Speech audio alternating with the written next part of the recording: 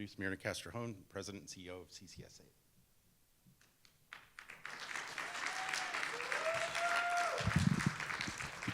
Good morning, everyone.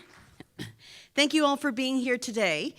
This has been an amazing conference. We're on day 3, and the joy and the excitement is just palpable. Today's announcement just makes everything even much better. I want to start by thanking our friend Senator Marie Alvarado-Gil for her legislation, SB739. I also want to thank David Richards of Growth Public Schools right here in Sacramento, who is going to talk about the impact this legislation will have on their ability to do what they know how to do best, and that is teach and focus on kids. Senator Alvarado-Gil's SB 739 is an important piece of legislation which will provide California's charter schools much-needed relief from having to go through a fraught renewal process for 2 years. I get to talk to charter leaders across the state every single day, and what they're dealing with, it's really the same across the state, the very same issues, recovering from the still devastating disruptions caused by the pandemic. It was just a year ago that we were seeing a brutal resurgence of COVID with Delta and Omicron variants. Once again, classrooms were disrupted by students getting sick and having to quarantine. We saw that it was our most vulnerable student populations that were the ones to be impacted the most. Our students of color, socioeconomically disadvantaged students, our homeless and transient student populations, who we are most proud to serve. For many children, their schools, and for their families, our schools were places of stability and comfort. It's been wonderful that this year we are not seeing the same impacts, even though we are far from normal. I've really enjoyed visiting campuses this year and witnessing the joy and inspiration of students as they connect with their teachers.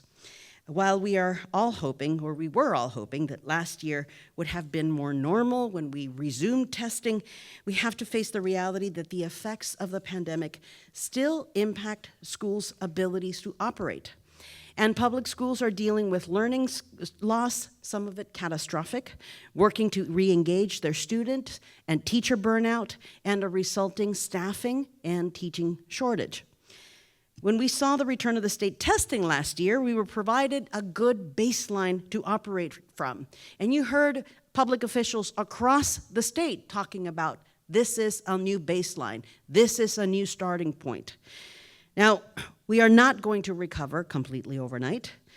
The legislature and the governor were right, and we're grateful for extending the renewal periods for charter schools when the pandemic began, and we were seeing death and disease spread across the state. We are at the end of that window, however, and it is vital that we take an honest look, take stock of where we are today, and extend that window by 2 more years. The last thing that we need to be doing right now is adding a bureaucratic and political task to already overburdened school leaders and administrators and districts. SB 739 does just that. By providing 2 more years of renewal relief, we will allow our schools to continue to focus on delivering important services to their students, because ultimately this is what this is all about.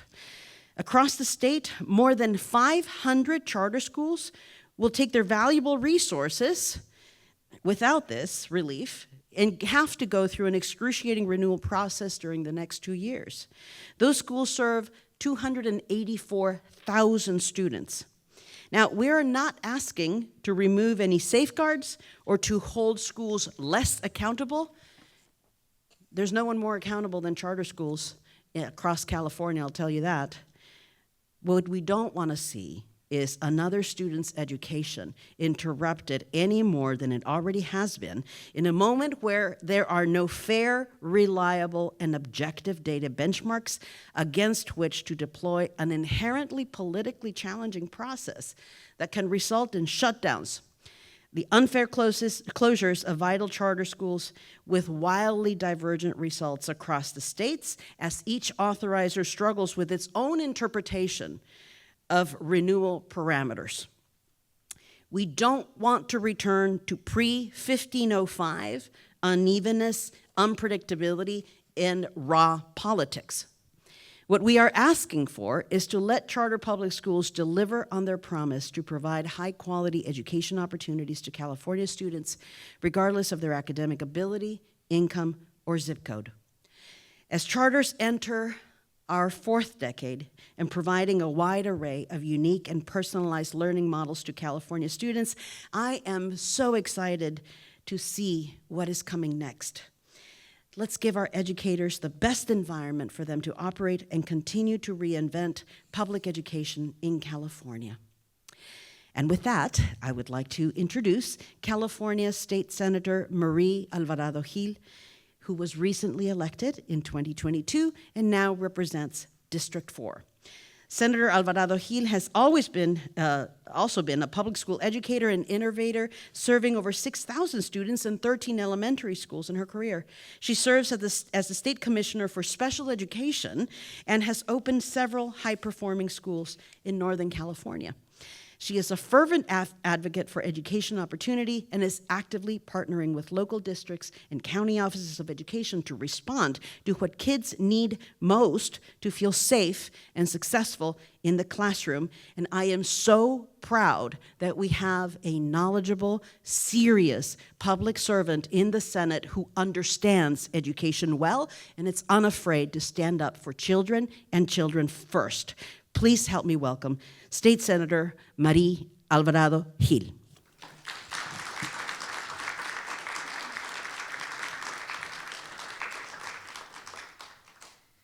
So good morning, everyone. I am State Senator Marie Alvarado-Gil, and I do represent the 4th Senate District here in California, which is comprised of 13 counties, which is about a fourth of the counties here in California. For me, Senate Bill 739 is personal. It's not about politics, and I'm going to tell you why.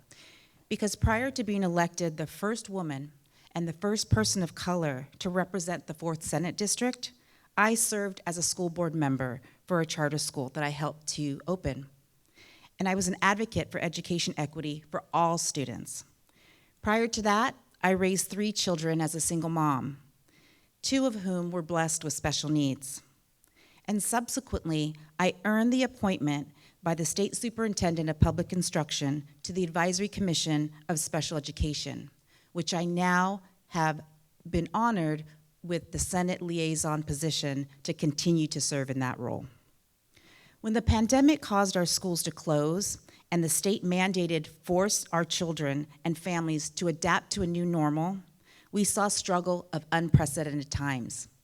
And I was there on the front line, COVID testing, thousands of students in the classroom supporting our educators as they fell 1, 2, 3 ill, and we needed to make sure our doors were open.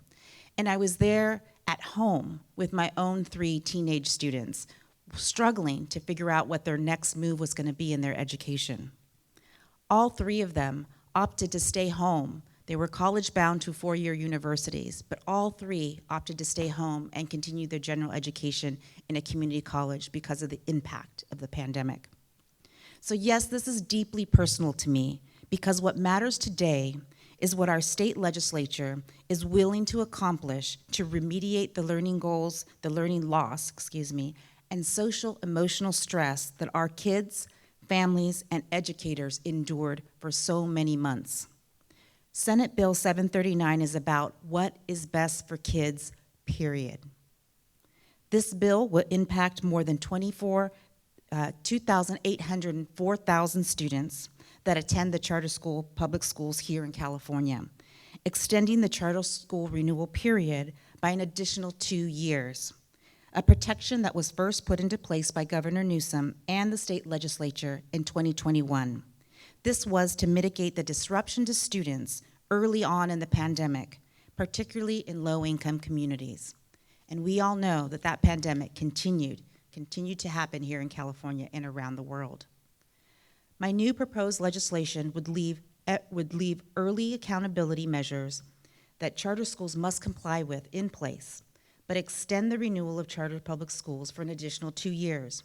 And as a mother, educator, and legislator, I am honored to bring forth good policy that is all about supporting kids and families. Thank you for being here today, and be happy to answer questions.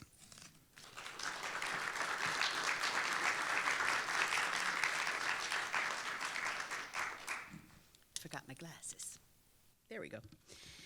And now, thank you so much, Senator. I really appreciate your heartfelt words and your unwavering support for this really important legislation.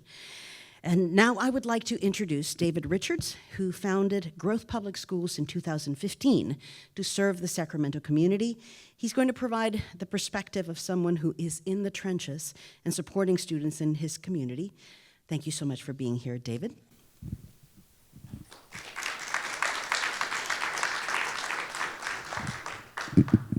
I'm always too tall.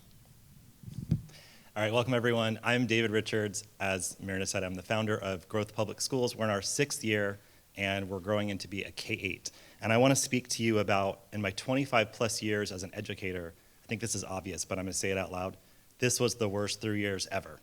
All right, so on the backs of educators, we're in the trenches trying to figure out how to COVID test. We're becoming health professionals, and our families are struggling.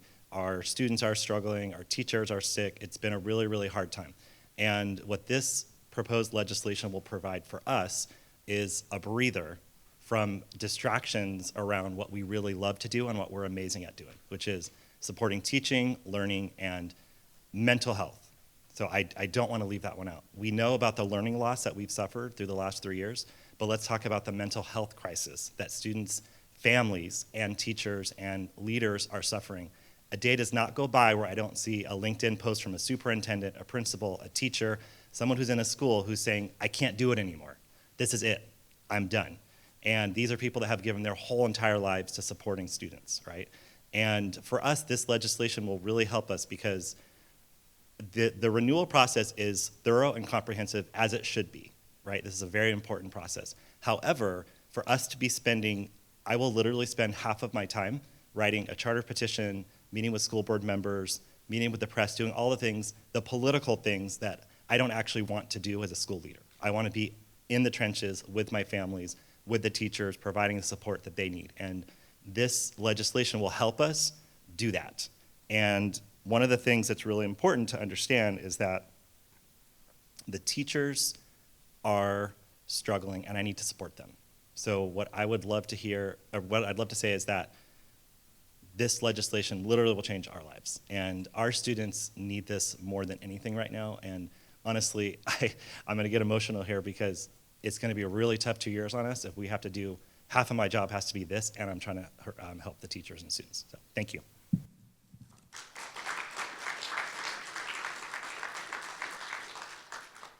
Thank you so much, David. You need to focus on your students and your teachers, that's for sure. I want to simply thank you for coming and also open the floor for just a few minutes of questions, if you'd like. Yes. Take the bait. Let's go.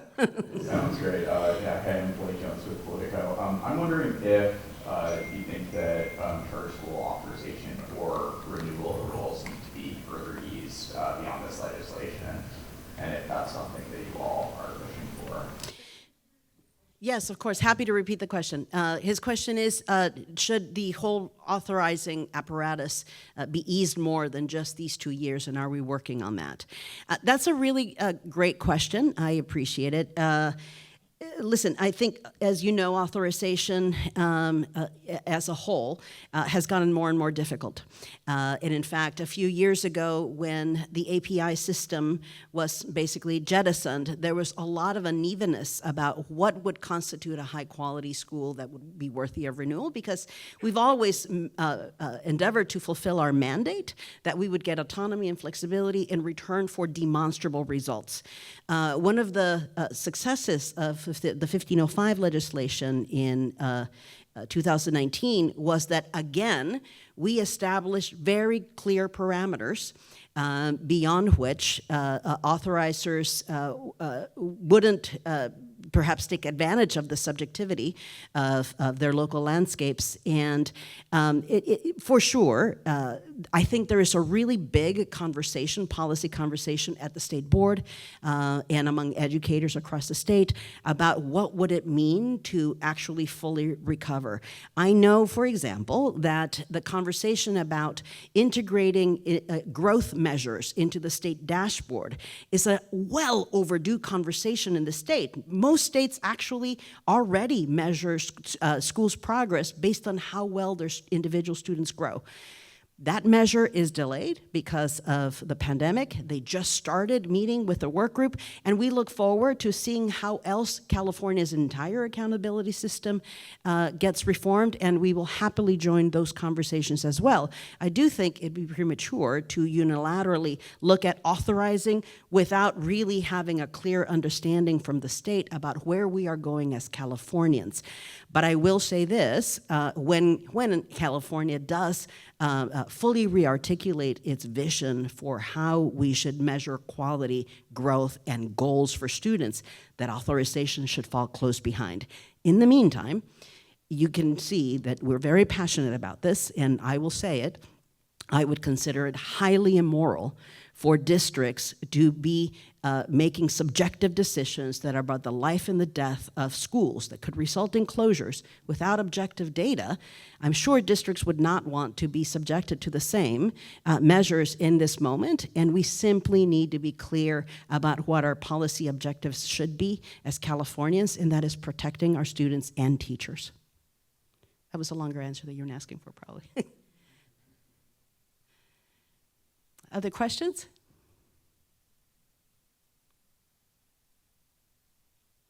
With that, then, I want to thank you all. Oh, there is a question, sorry. I just have a quick question. Any Yes, feedback on authorizers right now? Because I would think that they would want these next 2 years. Are you hearing anything like that back, or? Well, today we are just announcing this legislation. We want to be very surgical. We don't want this to be a difficult or overly complicated conversation. I think our schools, as you know, are already visiting in the Capitol on this issue. Today launches the beginning of our campaign, and we'll be getting more feedback from all the interest groups as we roll along our conversations. But today is day one of really focusing. I want to make clear, this is our top policy priority for 2023. We will be relentless. We will be in every office and making every case that we can with all stakeholders to make sure that we get to the finish line. And support our great senator for taking this one on. All right, with that, thank you, David. Thank you, Senator. Thank you all. Have a great day.